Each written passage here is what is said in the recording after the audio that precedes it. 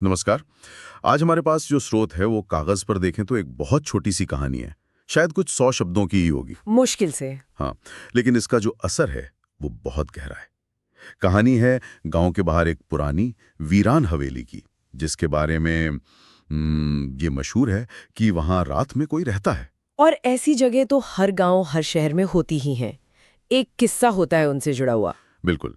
लेकिन आज हम सिर्फ वो कहानी सुनेंगे नहीं, हम उसे एक तरह से खोल कर देखने वाले हैं। हमारा मकसद ये समझना है कि क्या ये कहानी सच में किसी भूत की है, या फिर ये इस बात की कहानी है कि हम इंसान जब कोई खाली वीरान जगह देखते हैं तो अपने डर और शायद अपने दुख उस पर कैसे थोप देते हैं। ये एक बहुत ही दिलचस्प सवाल है, क्योंकि अक्सर डरावनी कहानियां सिर्फ डराने के लिए नहीं होती। सही। वो हमें ये बताती हैं कि हम डरते किस चीज से हैं। और ये कहानी इसका एक बेहतरीन उदाहरण है। बहुत कम शब्दों में ये सिर्फ एक माहौल नहीं बनाती, बल्कि डर, रहस्य और आखिर में उदासी की एक पूरी यात्रा कराती है। तो चलिए देखते हैं कि कहानीकार ये जादू करता कैसे है। हम्म। तो कहानी की शुरुआत होती है उसकी सेटिंग से। गांव के बाहर एक पुरानी हवेली। पहली ही लाइन में एक हुक है कि लोगों का मानना है वहां रात में कोई रहता है। और सुनते ही कान खड़े हो जाते हैं। हाँ, लेकिन सवाल ये है कि क्या ये हवेली सिर्फ एक लोकेशन है या इससे कुछ ज्यादा है। देखिए, यहीं पर कहानी की पहली खूबी है।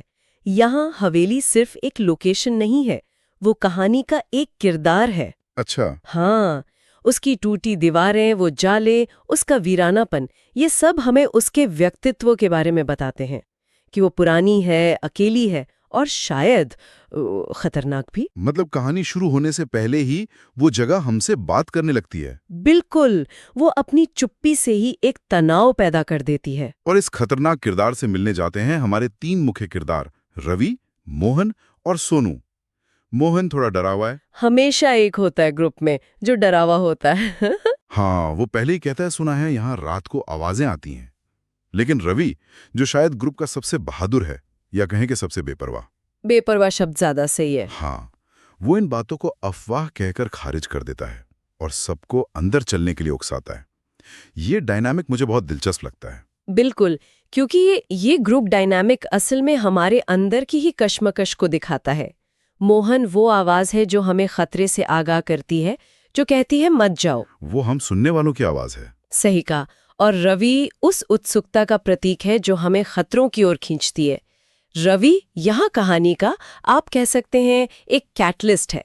अगर वो न होता तो कहानी हवेली के दरवाजे पर ही खत्म हो जाती। ये भी सोचने वाली बात है कि क्या मोहन का डर समूह को बचाने की एक सहज प्रवृत्ति थी, जिसे नजरअंदाज कर दिया गया। बिल्कुल, अक्सर ऐसी कहानियों में जो किरदार सबसे कमजोर या डरा हुआ लगता है, असल में वो सबसे समझदार होता है। ये बहुत सही नजरिया है।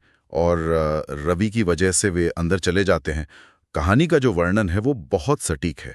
अंदर बहुत अंधेरा था, दीवारों पर जाले थे और फर्श टूट चुका था। छोटे छोटे विवरण। हाँ, ये छोटी छोटी बातें पढ़ने वाले के मन में एक बेचैनी सी पैदा कर देती हैं।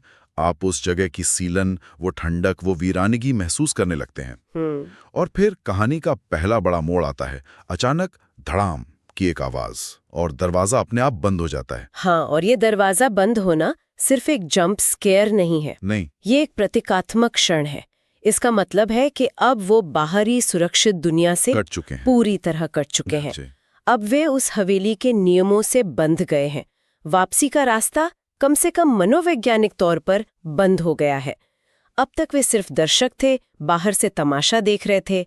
इस एक धड़ाम की आवाज ने उन्हें उस जगह की कहानी का हिस्सा बना दिया है। एक तरह से point of no return. Exactly. दरवाजा बंद होने से वो फंस तो गए हैं, लेकिन अभी तक खतरा सामने नहीं आया है।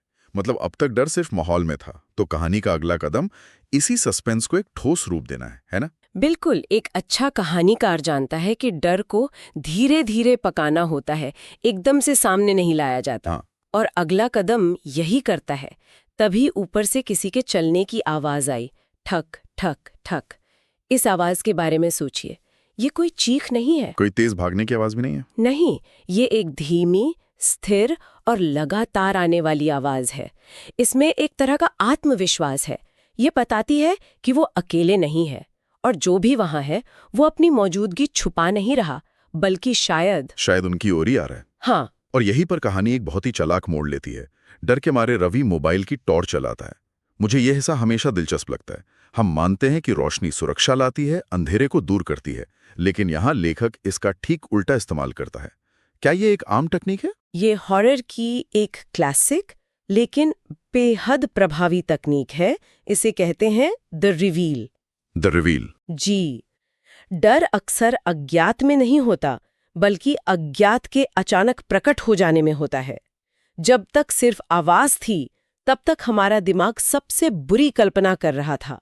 लेकिन यहाँ रोशनी डर को कम नहीं करती, बल्कि उस कल्पना को एक भयानक शहरा दे देती है। कहानी कहती है, एक सफेद साया सीढ़ियों पर खड़ा था। उसकी आंखें चमक रही थीं। सफेद साया, ये शब्द बहुत सोच समझ कर चुना गया लगता है। यकीनन।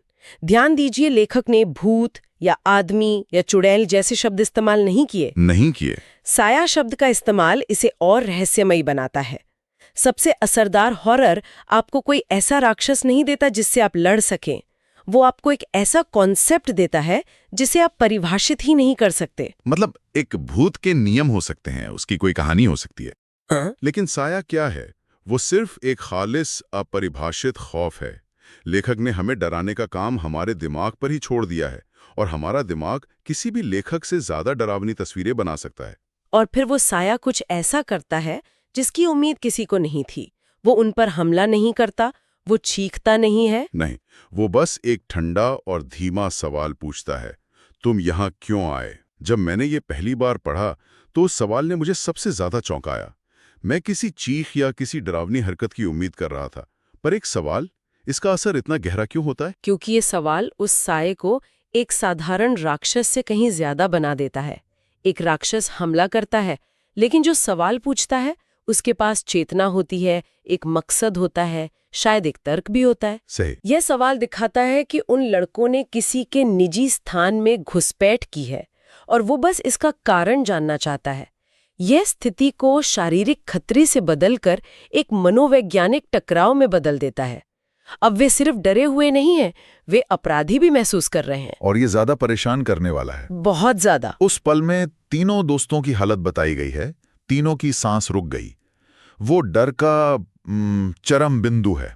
इसके बाद सिर्फ एक ही प्रतिक्रिया हो सकती है, भागो। हाँ। मोहन चिल्लाता है, भागो, और वे किसी तरह दरवाजा खोलकर बाहर भाग निकलते हैं। लेकिन जो हिस्सा मुझे सबसे ज्यादा परेशान करता है वो इसके ठीक बाद आता है। जब वे पीछे मुड़कर देखते हैं तो हवेली बिल्कुल शांत थी, जैसे कुछ हुआ ही ना हो। इस विरोधाभास का क्या मतलब है? ये विरोधाभास उनके अनुभव को और भी ज्यादा भयानक बना देता है। अंदर का आतंक और बाहर की पूर्ण शांति। ये उनके अनुभव को एक बुरे सपने जैसा बना देता है, एक ऐसा सपना जिस पर शायद कोई और विश्वास ना करे। अच्छा। ये उन्हें बाहरी दुनिया से और भी अलग थलग महसूस कराता है। क्या सच में कुछ हुआ था, या ये सब उनके दिमाग का वहम था? ये सवाल उन्हें जिंदगी भर परेशान करेगा। हॉरर सिर्फ उस घटना में नहीं है जो घटी, बल्कि उस घटना के बाद की अनिश्चितता में भी है। कहानी यहाँ खत्म नहीं होती। असल में कहानी का सबसे गहरा और शायद सबसे जरूरी हिस्सा अगले दिन सामने आता है। हाँ, जब गांव वाले उस हवेली का राज बताते हैं। बिल्कुल। वे कहते हैं उस हवेली में सालों पहले एक लड़का मर गया था, और आज भी वहां आने वालों से पूछता है, तुम यहाँ क्यों आए? ये एक जानकारी उस सवाल को पूरी तरह से बदल देती है। पूरी तरह से। ये कहानी का दिल है। एक पल में डर का जो भाव है वो दुख और त्रासदी में बदल जाता है। हाँ, अब वो सवाल सिर्फ डरावना नहीं लगता, उसके पीछे का दर्द, वो अकेलापन और शायद एक तरह की उलझन भी महसूस होती है। वो शायद धमका नहीं रहा था, हो सकता है वो सच में जानना चाहता था कि उसके एकांत में ये अजनबी लोग क्यों आए हैं। तो क्या हम ये कह सकते हैं कि ये कहानी असल में एक भूत की है ही नहीं? ये एक त्रासदी की कहानी है जो बस एक भूत की कहानी जैसी लगती है? आप इसे ऐसे भी देख सकती हैं। वो साया अब कोई दुष्ट आत्मा नहीं, बल्कि एक खोई हुई आत्मा लगता है, जो शायद आज भी अपने एकांत में खलल पड़ने पर वही एक सवाल दोहराता है।